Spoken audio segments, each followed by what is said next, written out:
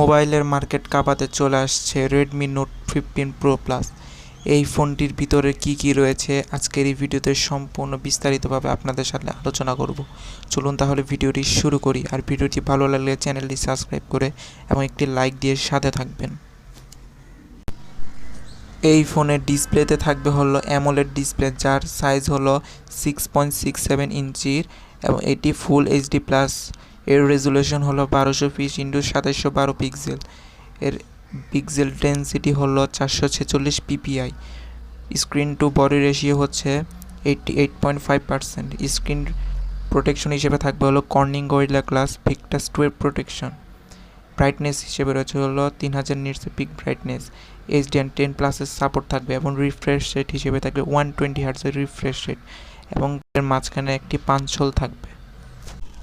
মোবাইলটির মূল চালিকা শক্তি অর্থাৎ এর পারফরমেন্স সেকশনে থাকছে হলো কোয়ালকম স্ন্যাপড্রাগন 7X Gen 3 এবং এর কোর হলো 8 কোর এবং ফ্যাব্রিকেশন হলো 4 ন্যানোমিটার।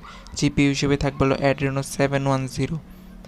এর সফটওয়্যারে থাকবে হলো HyperOS এবং ওএস ভার্সন হিসেবে থাকবে হলো V15। ক্যামেরাতে থাকবে হলো ট্রিপল ক্যামেরা সেটআপ, যার মেন ক্যামেরা হলো 50 মেগাপিক্সেলের ক্যামেরা এবং 50 মেগাপিক্সেলের টেলিফোটো ক্যামেরা এবং 8 মেগাপিক্সেলের wide angle ultra wide angle camera. Selfie shooter হিসেবে থাকবে হলো সেলফি ক্যামেরাতে থাকছে 20 মেগাপিক্সেলের সেলফি ক্যামেরা। ব্যাক ক্যামেরায় ভিডিও করা যাবে সর্বোচ্চ 4K 30 fps এ। আর ফ্রন্ট ক্যামেরা থাকবে হলো 1080p 30 fps।